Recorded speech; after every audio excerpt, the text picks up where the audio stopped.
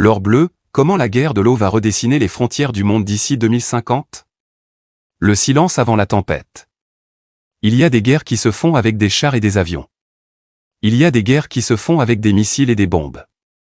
Et puis il y a celles qui se font avec des vannes, des barrages et des canalisations.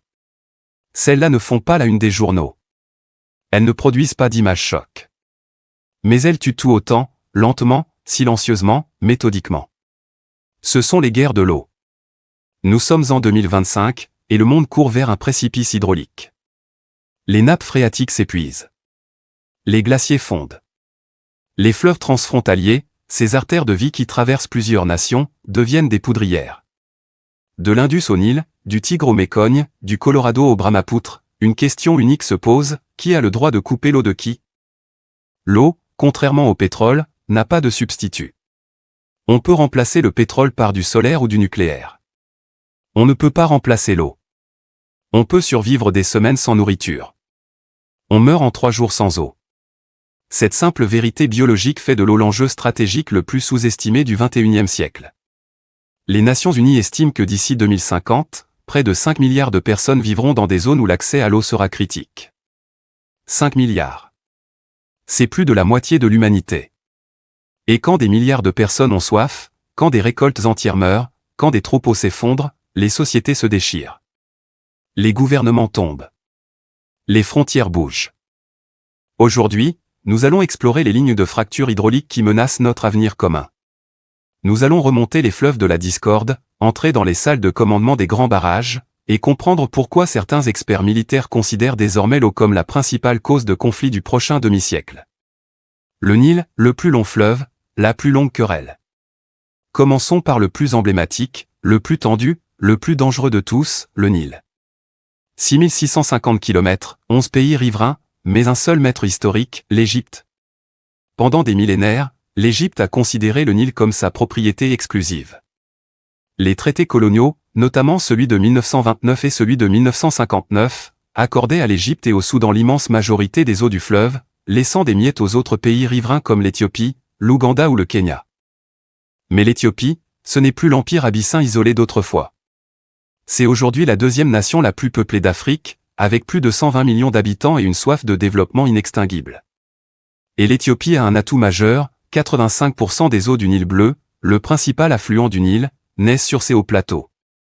Le grand barrage de la Renaissance, Gerd. En 2011, au lendemain du printemps arabe qui a plongé l'Égypte dans le chaos, l'Éthiopie a lancé un projet titanesque, le grand barrage de la Renaissance éthiopienne. Un mur de béton de 145 mètres de haut, 1,8 km de long, un réservoir de 74 milliards de mètres cubes. Pour l'Éthiopie, c'est le salut, de l'électricité pour des millions de foyers, le développement industriel, l'indépendance énergétique. Pour l'Égypte, c'est une déclaration de guerre. Pourquoi? Parce que remplir ce réservoir, c'est retenir l'eau qui, sinon, descendrait vers le Soudan et l'Égypte. Les négociations durent depuis plus d'une décennie. Les menaces fusent. Les présidents égyptiens successifs ont tous laissé entendre que l'option militaire était sur la table. Des scénarios ont été élaborés, des commandos égyptiens parachutés pour saboter le barrage, des frappes aériennes contre les vannes, une alliance avec des groupes rebelles éthiopiens. Le scénario du pire imaginait un instant que les négociations échouent définitivement. L'Égypte, voyant ses réserves d'eau baisser dangereusement, décide de passer à l'acte. Une frappe chirurgicale endommage le barrage. L'Éthiopie, humiliée, riposte en déstabilisant ses voisins, en soutenant des mouvements insurgés. Le Soudan, pris entre deux feux, voit ses propres barrages menacés. La région tout entière bascule dans un conflit ouvert. Ce n'est pas de la science-fiction. En 2013, des enregistrements de responsables égyptiens discutant d'options militaires ont fuité. Le Caire envisageait sérieusement de détruire le barrage. Aujourd'hui encore, l'armée égyptienne s'entraîne à des opérations longue distance. Le Nil est une poudrière qui n'attend qu'une étincelle. L'Indus, le partage impossible entre l'Inde et le Pakistan. Deuxième point chaud, peut-être le plus explosif de tous, le bassin de l'Indus. Depuis la partition de 1947, l'Inde et le Pakistan se partagent les eaux de ce fleuve selon un traité signé en 1960 sous l'égide de la Banque mondiale. Ce traité donne le contrôle des 3 fleuves occidentaux, Indus, Jhelum, Chenab, au Pakistan, et des 3 fleuves orientaux, Ravi, Béa, Sutlej, à l'Inde. pendant des décennies, le traité a tenu, même pendant les guerres indo-pakistanaises. Mais aujourd'hui, il est sous tension. La stratégie indienne, l'eau comme arme. L'Inde, en amont, a la capacité théorique de couper l'eau du Pakistan. En construisant des barrages sur les fleuves occidentaux, que le traité lui autorise, mais sous condition, New Delhi peut contrôler le débit de l'eau vers son voisin. Pour le Pakistan, pays aride dont l'agriculture dépend à 90% de l'Indus, c'est une menace existentielle. Le Premier ministre indien Narendra Modi a déclaré un jour, sans embâge, le sang et l'eau ne peuvent pas couler en même temps. La menace est claire, si le Pakistan soutient le terrorisme contre l'Inde, l'Inde coupera l'eau. Le spectre de la guerre hydrique. Que se passerait-il si l'Inde décidait de réduire drastiquement le débit des fleuves vers le Pakistan pendant la saison sèche? Les cultures du Pendjab pakistanais, le grenier à blé du pays, mourraient. Des millions de paysans se retrouveraient sans revenus. Les villes, de Lahore à Karachi, subiraient des pénuries dramatiques. La société pakistanaise, déjà fragile politiquement, pourrait s'effondrer. Le Pakistan a prévenu, une telle action serait considérée comme un acte de guerre. Et le Pakistan a des armes nucléaires. L'eau pourrait donc, par ricochet, déclencher une apocalypse nucléaire. Le Tigre et l'Euphrate, le berceau de la civilisation asséchée. Remontons maintenant vers le croissant fertile, le berceau de notre civilisation, où deux fleuves mythiques, le Tigre et l'Euphrate, sont en train de mourir. La Turquie, l'Irak et la Syrie se déchirent autour de ces eaux qui ont vu naître l'agriculture et l'écriture.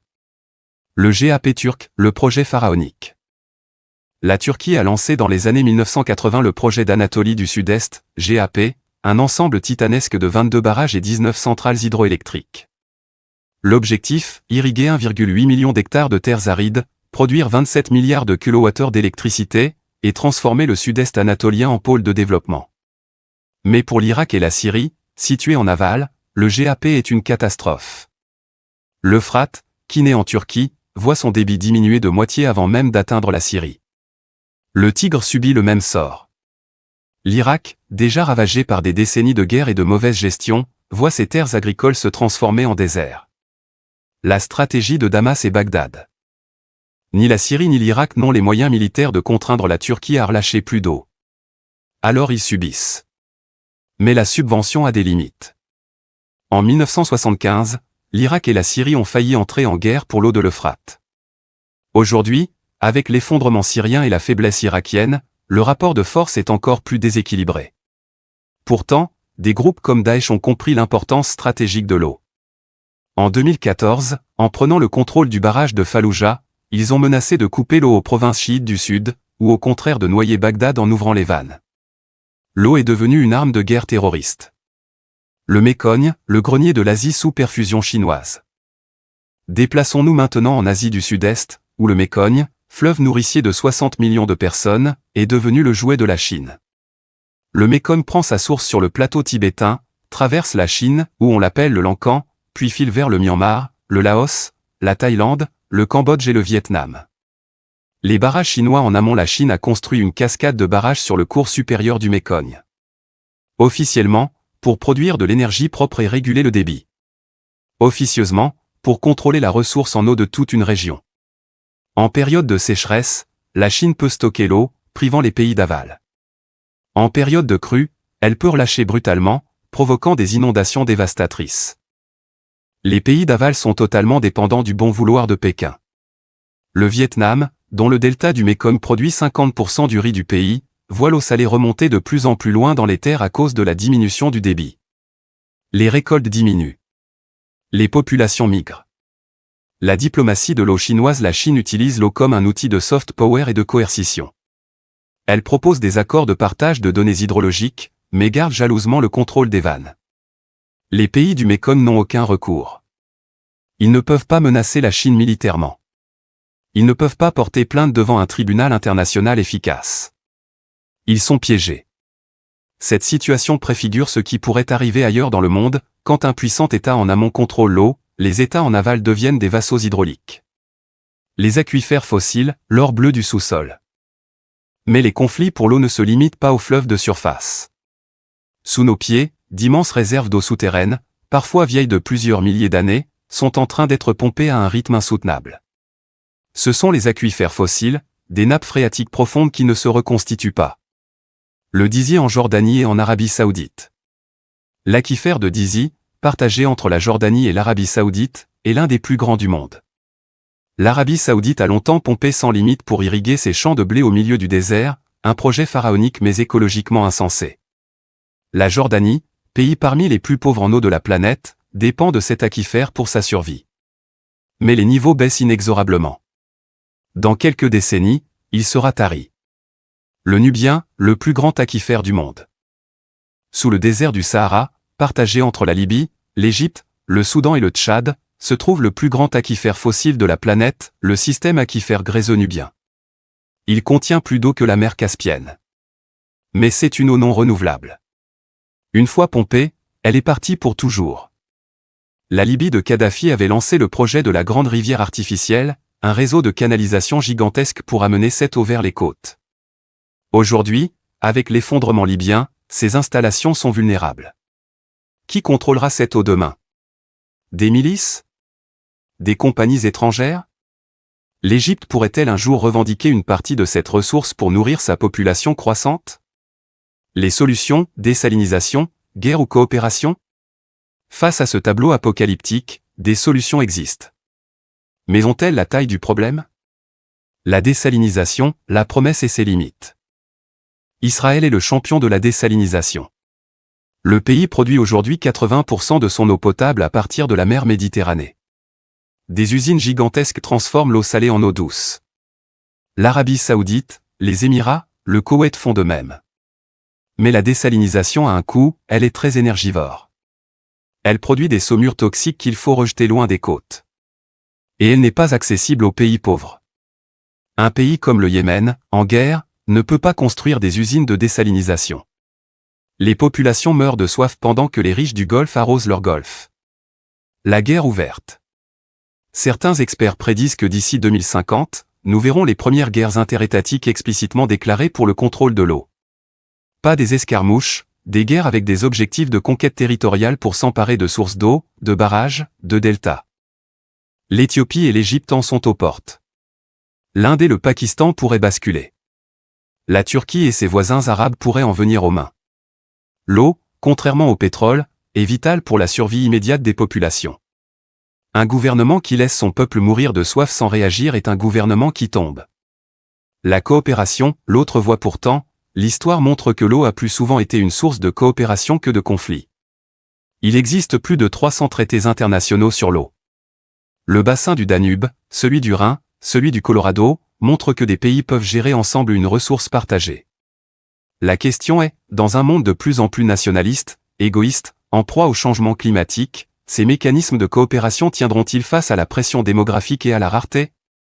Le choix des générations futures. Nous arrivons au terme de ce voyage au cœur de l'or bleu. Ce que nous voyons, c'est un monde qui change. Un monde où la géographie politique traditionnelle, celle des frontières héritées des empires et des guerres, est percutée par une géographie hydraulique implacable. Les fleuves ne connaissent pas les frontières. Les nappes phréatiques ne savent pas qu'elles s'appellent saoudiennes ou jordaniennes. Elles sont là, sous terre, indifférentes aux querelles des hommes. Mais les hommes, eux, ont soif. Et quand la soif devient trop forte, la raison vacille. La génération qui arrive au pouvoir aujourd'hui sera confrontée à un choix existentiel, se battre pour les dernières gouttes, ou inventer ensemble un nouveau modèle de partage. Ce choix déterminera non seulement la carte du monde de 2050, mais aussi la survie de centaines de millions d'êtres humains. Alors, la question pour vous, croyez-vous que l'humanité trouvera la sagesse de partager l'eau avant de se battre pour elle?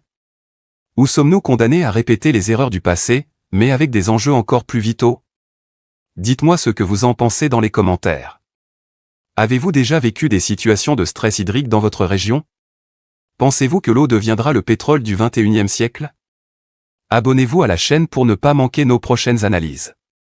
Et surtout, la prochaine fois que vous ouvrirez un robinet, pensez à tout ce qui se cache derrière ce geste si simple. Une goutte d'eau, c'est un peu de paix. Ne la gaspillons pas. Merci d'avoir regardé. Prenez soin de vous, et prenez soin de notre eau.